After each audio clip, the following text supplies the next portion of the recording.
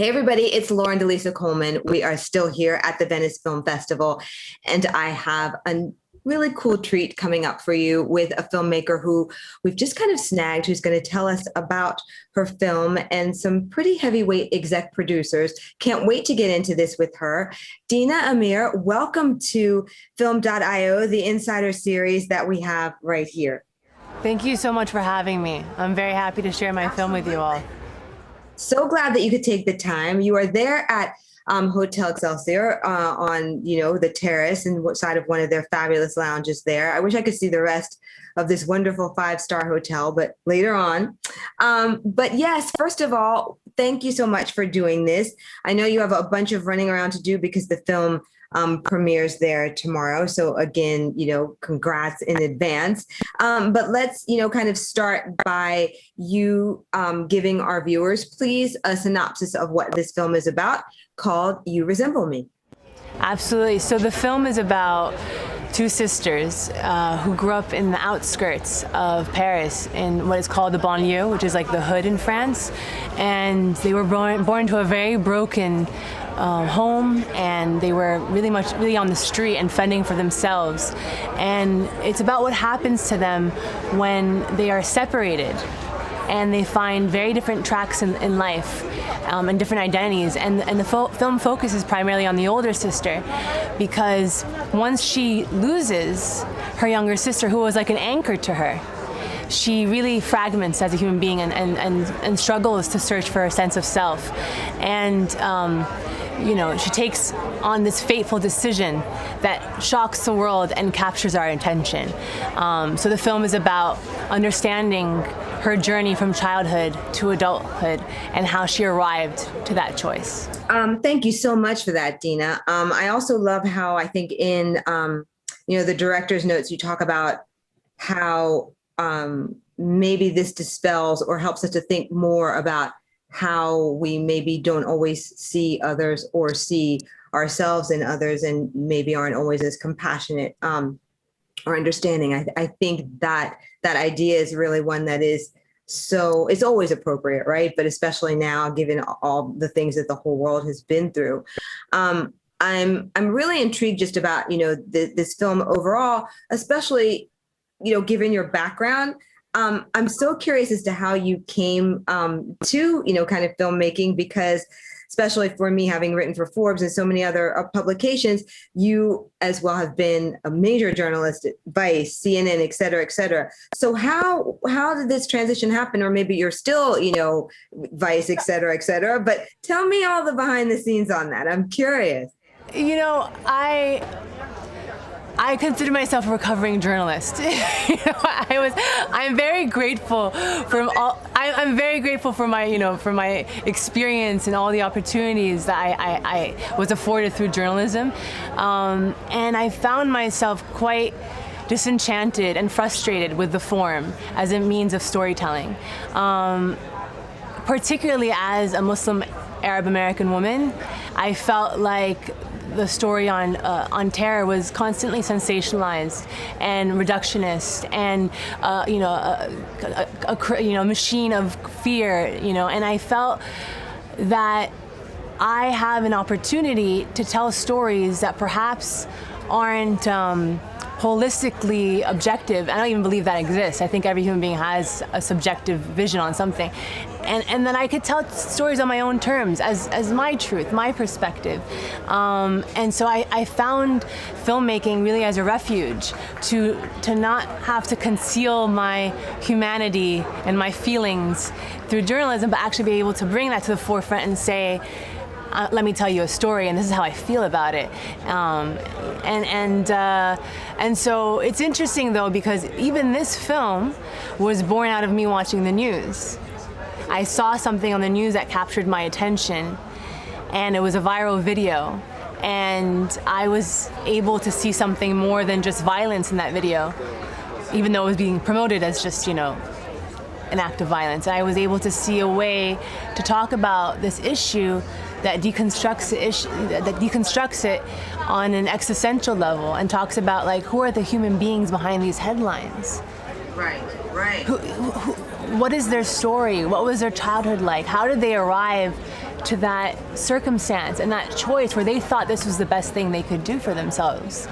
And so, you know, even my approach to writing the script was very journalistically informed in a way, because I connect to story by touching the reality. You know, like they say, if you don't go, you don't know, right? So I went to France and found the real family and spent, you know, really over the course of the past 6 years interviewing them and speaking to them, and like the script was born out of those conversations. And it was very important for me to make this film authentically. So it was made by the community and by these real interviews. And I'm very proud that like my journalistic background allowed me to tell this film with also like with some journalistic merit to it. I feel like that was important. So I'm a recovering journalist, but I'm also grateful for my experience because it equips me to tell this story authentically. I love that and can completely identify with that. Is that also what led you to exec produce The Square, which for those who may not know, okay, it's Oscar nominated and Emmy Award winning. And that was kind of just like, first right out of the park. Like, yeah, why not, Dina? Just a little thing like that, right? How did that come to be? You know, it's interesting because I was working predominantly for the New York Times at that time in Egypt, reporting on the uprising. And I was approached to be a character in the film as like this Egyptian American journalist who's writing for the New York Times and has an interesting POV. And I was like, no. The people in the square are tenfold more interesting, but I am interested in making the film with you. So I was very fortunate to be a part of that team and to help birth that film. And it's funny because when we went to the Oscars, I was on the red carpet. And it was very surreal because we had been in in a uprising, running from military and like tear gas and bullets, and like lo and behold, now we're on the red carpet and like, all the celebrities are like just an arm length away, and I didn't get starstruck by anyone except Spike Lee. And when he walked past me, I blurted out, I was like, oh my God, that's Spike Lee. And I was so embarrassed. And he turned around and he's like, yeah, it's Spike Lee. And walked away. And lo and behold, less than a year later, he became my professor at NYU. Okay, so that's the connection. How funny is that? Because I just interviewed another filmmaker who had her film in both Tribeca and, Gina Davis's Bentonville. And Professor Spike was her, professor too. So tell me about that. So you guys, that's how you guys like kind of came together. Through the NYU film program, we came together, and he was one of the most instrumental supporters on my journey because he fought for me to make the film that I wanted to make, which is everything, The film is a sensitive subject, and I did my utmost to tell this story with respect and with, embedding in the real environment with the real characters so that I could. So it didn't feel like flimsy storytelling. It felt like I really lived it. It took 6 years. And there were opportunities along the way for me to take certain deals that would have maybe controlled the vision of the film. And he was very adamant that I maintain my creative vision and make this film on my own terms. And I will always thank him for the rest of my life for having that support in my life and encouraging me in that way.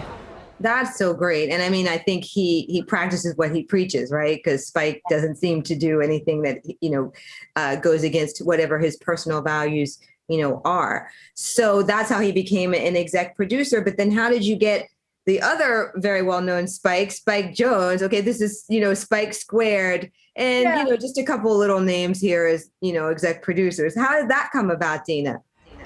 Spike Squared. It's interesting that I don't think they've ever actually worked on a film together. So right? I'm very happy that when I saw it, I had to stop and read it again. Reason, I was like, wait a minute, does that say Spike Jonze and Spike Lee? Okay. Yeah. Can't wait to talk to her. So what's the story? So I used to work for I used to be a journalist, as I told you, and I had approached Vice. I was pitching a show, and Spike Jonze was the creative director of Vice at the time, and what year was this? For quite a long time. I mean, since they since they like launched like Viceland, he was a creative director. Yeah, and Vice is one of our main investors on the film as well. So that is because of his support and his, you know, his mentoring of this film.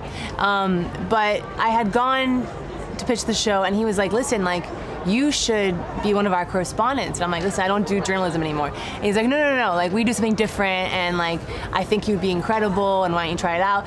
And so, in a weird, you know, turn of events, I was reporting for Vice on this story before I turned it into a film.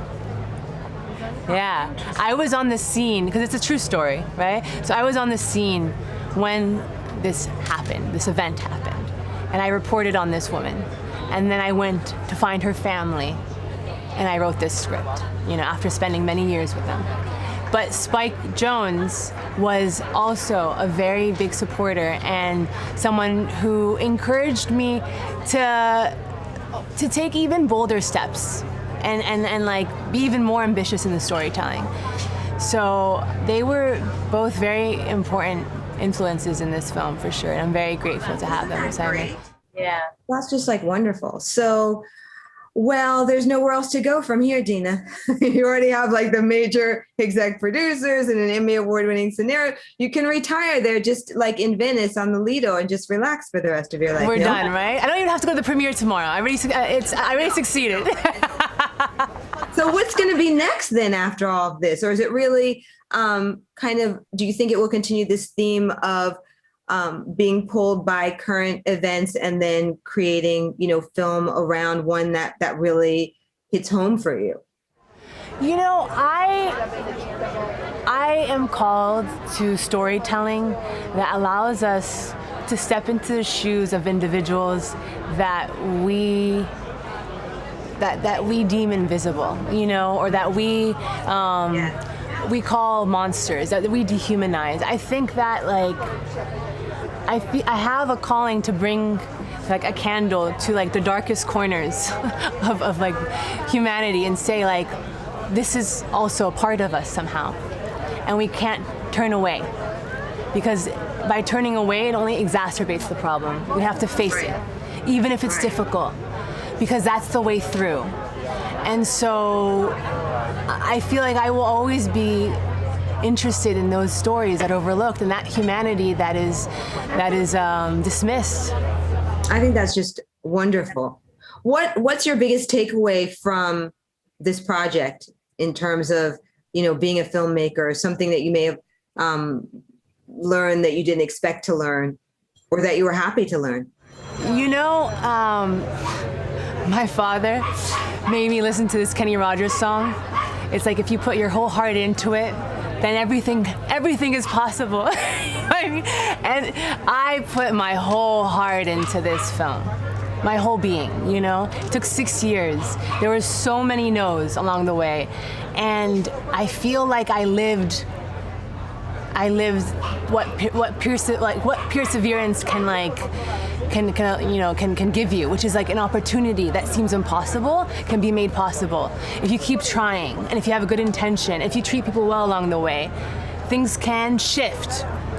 And so that was my biggest message to other filmmakers, is if like you truly believe in your story and the importance of it, don't take no for an answer. You keep pushing and you will find a way. And so I'm grateful. I'm very grateful that today, after all this work, our film is premiering at the Venice Film Festival. I'm very grateful. That's so great, Dina. So great. Congrats to you.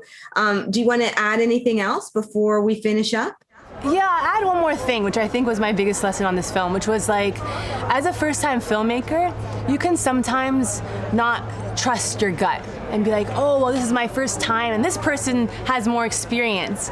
And that is such a disservice to your vision. There's a reason why you, as a filmmaker, have decided to put, you know, your energy to tell this story.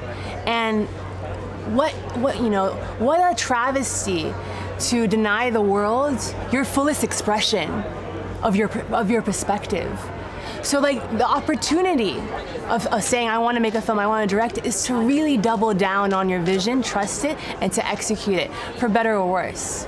And so I'm grateful that like the arc of this journey allowed me to be like, oh, there are many brilliant people in this world, but I'm gonna trust myself. They can make their own films, and this is my film, and this is my vision, you know? So I think that's such an important thing that I wish like every first-time filmmaker can know, that like you've gotten this message to make this film and to tell this story. Now trust yourself. I completely agree with you. I feel it's the same a lot of times with startups, and quite honestly, I think that's why a lot of startups, kind of tend to fail. And our film.io, our platform, sits on the blockchain. And, too often all founders are told, ask a million different people what they think, and then you'll be successful. 80% of all startups fail. If that were the way to do things, then it would work. I think people kind of tend to get scattered and crazy. And I 110% agree with you.